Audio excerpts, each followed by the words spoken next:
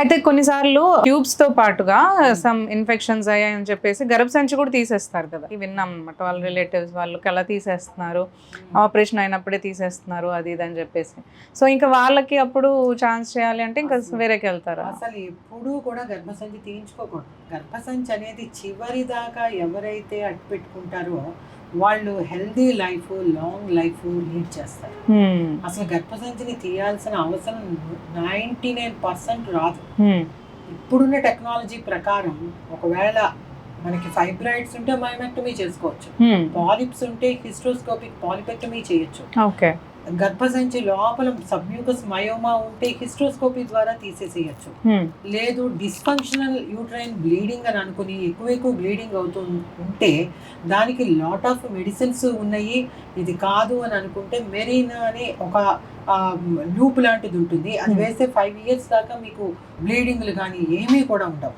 ఎంత hire and technology ఉందంటే గర్భసంచికి సంబంధించి 99% అసలు మనం తీయాల్సిన అవసరం లేదు.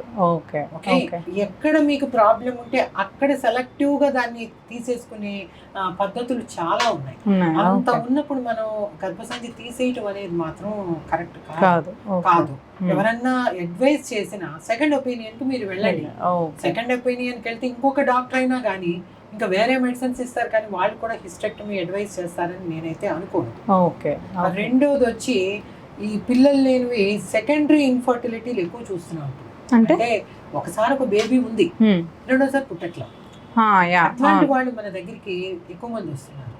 దానికి గల కారణం ఏంటంటే ఎక్కువ అడుగుతున్నారు. దానికి కారణం ఏంటి అంటే ఒకసారి మీరు నార్మల్ డెలివరీ అయితే మీకు సెకండ్ టైం రావటం, ప్రెగ్నెన్సీ రావటం చాలా ఈజీ. అదే కనుక మీరు సిజేరియన్ కనుక అయినట్టయితే మీకు ప్రెగ్నెన్సీ వచ్చే అవకాశాలు తగ్గిపోతున్నాయి. ఓకే, నార్మల్ డెలివరీ అయితే సెకండ్ దానికి ఏం ప్రాబ్లం లేదంటారు, యూజువల్ గా ఏం ఉండదు. ఓకే, ఎందుకంటే అసలు మేము గర్భసంచిని ముట్టడం కానీ వండాలు ముట్టుకోవటం కానీ ఏమి జరగదు, పాసేజ్ కింద నుంచి అయిపోతుంది. సో అది నార్మల్ గా ఏం మనమేం పెద్దగా టచ్ చేయాల్సిన అవసరం ఉండదు. ఓకే. అదే సిజేరియన్ సెక్షన్స్ లో సిజేరియన్ కూడా ఏం చేస్తారు, కొన్నిసార్లు గవర్నమెంట్ హాస్పిటల్స్ అని కొన్ని ప్రైవేట్ హాస్పిటల్స్ లో కూడా చేసేటప్పుడు కొంచెం బాగా చేయగలిగిన హాస్పిటల్స్ ని చూస్ చేసుకోవాలి సిజేరియన్. లేకపోతే ఏమవుతుంది అంటే ఎనాటమీ అంతా డిస్టార్ట్ అయిపోతుంది. అంటే గర్భసంచి పోయి ఒక ఎడం పక్కకో కుడి పక్కకో మూవ్ అయిపోవటం, అండాలు పోయి గర్భసంచి వెనక అతుక్కోవటం, ట్యూబులు పోయి వెనక అతుక్కోవటం. సో ఈ ఎనాటమీ మొత్తం డిస్టార్ట్ అయిపోయి అతుకులు ఏర్పడటం ఇవన్నీ కూడా జరుగుతాయి. ఇది సిజేరియన్.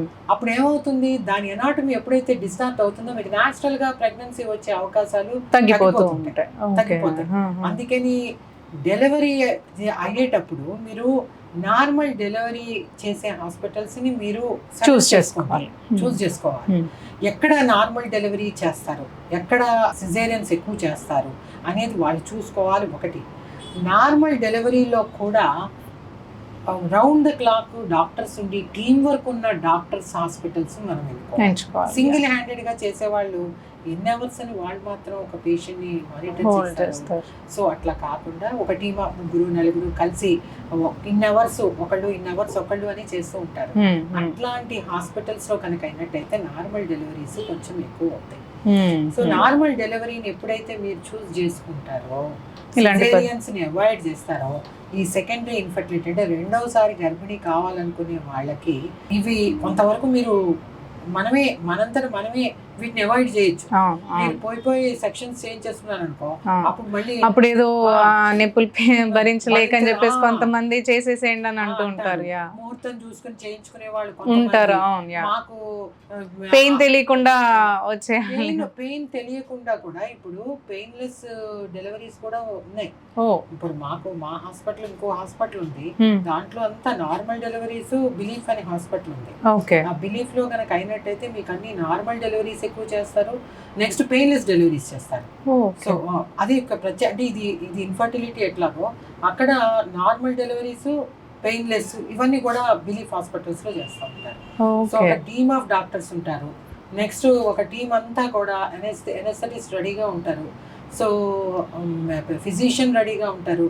నియోనేటాలజీ పర్టికులర్గా బేబీస్ కోసం ఒక 3-4 డాక్టర్స్ ఎప్పుడు రౌండ్ ద క్లాక్ బేబీ అంటే వెజైనల్ డెలివరీ అయిపోయిన తర్వాత బేబీ ఏమున్నా కానీ ఇమ్మీడియట్గా మనం NICUకి షిఫ్ట్ చేస్తారు. సో బేబీని ఇమ్మీడియట్గా క్యాచ్ చేసి వాళ్ళు చాలా జాగ్రత్తగా చూసుకుని బేబీ రికవరీ కానీ బేబీకి ఏ ప్రాబ్లం లేకుండా చూసుకోవటం కానీ ఇవన్నీ మదర్ అండ్ చైల్డ్ హాస్పిటల్, అది కూడా మనది. ఓకే. సో ఇవన్నీ కూడా చాలా ఇంపార్టెంట్. ఇవన్నీ సెలెక్ట్ చేసుకోవాలి వాళ్ళు. అవును. ఇలా సెలెక్ట్ చేసుకుని ఏదైతే బాగుంటుంది అని అనుకున్న తర్వాత అప్పుడు ఆ హాస్పిటల్ చూస్ చేసుకుంటే మీకు నార్మల్ డెలివరీలు అయిపోయారు అనుకోండి, ఈ ప్రాబ్లం అవన్నీ కూడా చాలా వరకు మీ అంతా మీరు కంట్రోల్ తగ్గించుకునే వాళ్ళం తగ్గించుకోవచ్చు. సో ఇట్లా